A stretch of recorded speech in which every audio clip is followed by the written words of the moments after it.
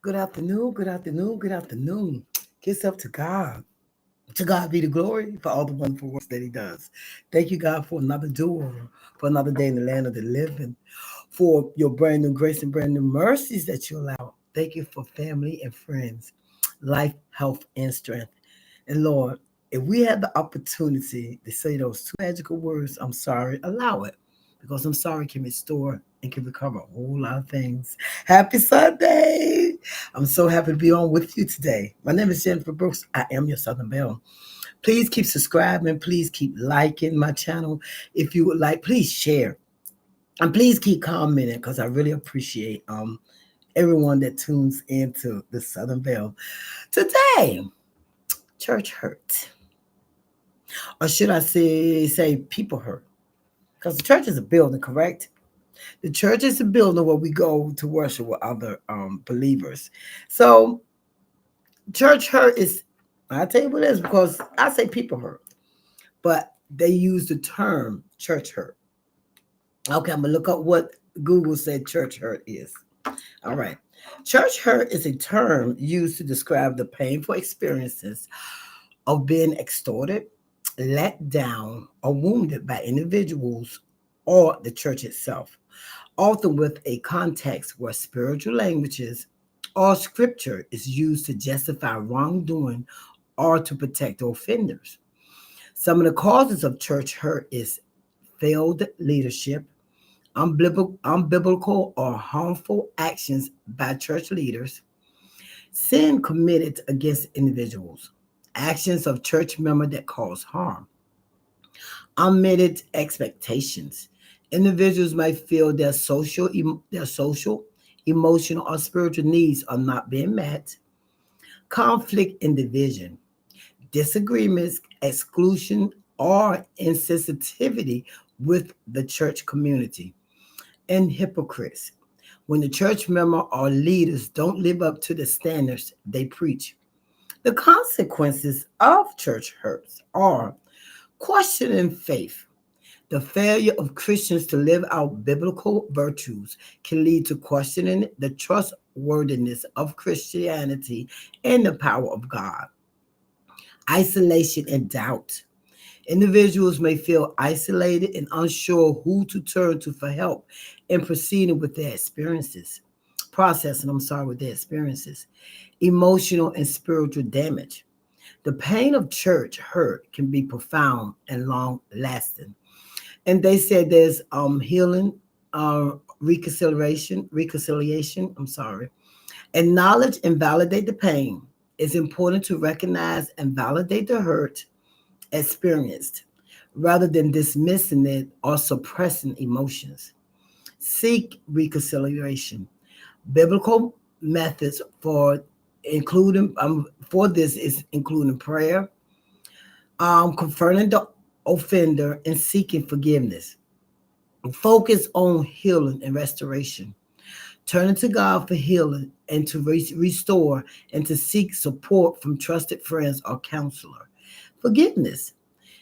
Choosing to forgive those who have hurt, both for the sake of the offender and for personal healing. Consider seeking a healthy community. If the hurt is severe or ongoing, it may be necessary to consider seeking a new church or community where you find healing and growth. And this is what the proper way of describing church hurt. People can describe it all kinds of ways because, I've been church hurt. And I'm sure there have been people that's church hurt. And the question was, is that's why you think some of the churches are empty? Because some people get church hurt, and you're right, they leave the church, and sometimes you don't even realize that they hurt. They just get offended or something is said that they didn't like, and all of a sudden they just stop coming. And that's unfortunate because maybe if they did step and say what was wrong or what happened, maybe some things can be resolved. You have your pastors and your overseers and your ministers and stuff, like reaching out to members that have been there to see is there anything wrong. And sometimes the person that was offended might need that time to process it. that time to pray on it, that time to just step back and say, uh, and then another thing is they say like when you go to another church, it's the same thing. Maybe it's not the church, maybe it's the person.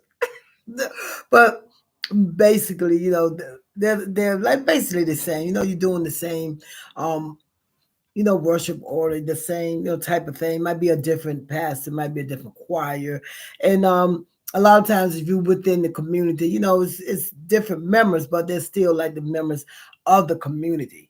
You have 10 churches, 500 members, and you got 50 going to each church, but still those 50 that go to each church, and everybody feel like that church is the best. Come to our church, we're the best. Come to our church, we're the best.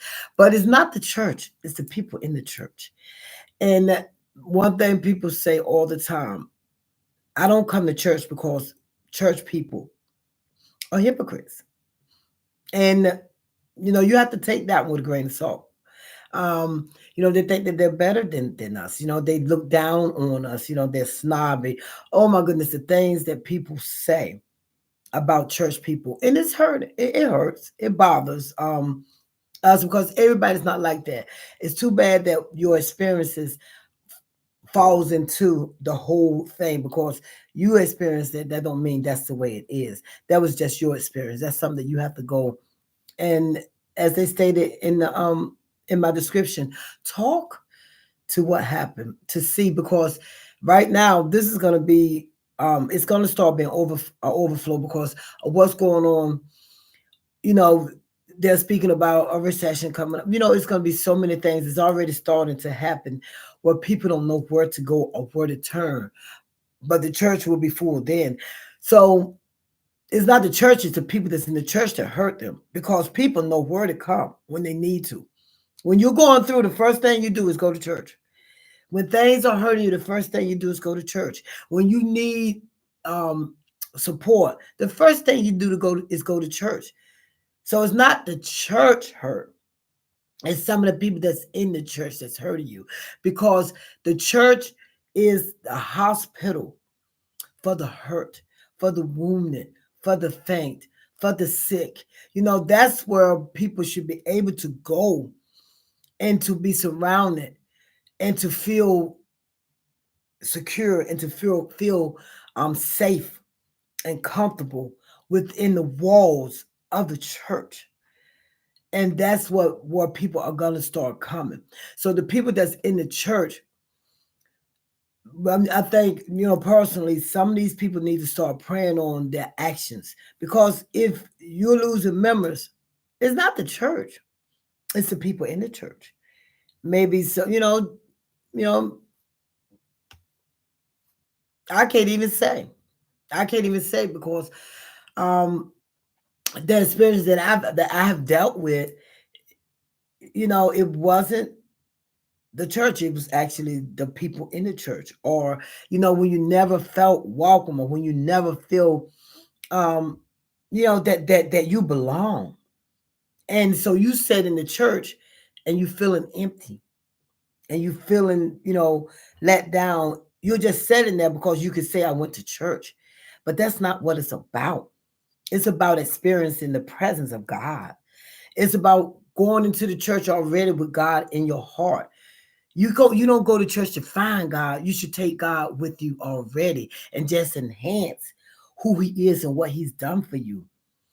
You can't rely on the people in the church to make you um feel like you belong. That's what you have to feel like when you get there, because to tell you the truth, you are the church. Where you're going is the building. So who are you when you walk in there? Who are you when you go? Are you coming in with the Spirit of God on you? Are you coming with all that stuff on you? Sometimes maybe people feel those demons, or maybe they feel, things on you. Are you coming there, for real to experience God, or as to enhance who God is to you? Are you coming expecting that you're gonna, just I'm gonna be delivered? Because once you do find God, and once God does dwell within, it's a whole different person. It's a whole different experience. that you deal with as a person. Bring them with you, because once you leave outside that wall of safety, you're going to go out there and people are going to watch you, because now you're going to be that hypocrite that you talk about, because you're going to have people watching you and probably coming to you or trusting you to understand what they're going through, what they're going with. So are you that hypocrite also? Are you out there living the way that you should live? What do they see when they see you? You're mad at the church, but who are you when you're out there? Are you representing God? Are you representing who he is and what he is to you? Because as I stated, you are the church that some people will never see. It's not even taught anymore in the homes. The children of the smaller children of the day have no idea, no clue who God is. So it's up to us, the church, which is the body, which is where God dwells within, to help them understand or to allow them to see something different, not the same thing, not what they hear. Because when I used to go, which when I used to go to certain churches, I always said in the front, I see nothing behind me. I have on, the blindness on the side, because I'm focusing on who God is to me. So if you think anybody need to hear this, share it with them. I would really appreciate it. And like I say, keep coming on and enjoy your Sundays, because today the sermons that I heard, they all dealt with faith and talking about faith. And so that's what you need. You need faith to stay strong and to keep God within, because you are the church. So are you the church hurt? All right. Thank you so much for joining me today. My name is Jennifer Brooks. I am your Southern Belle, and I am on the right road now. Y'all have a blessed Sunday now. You hear? God bless.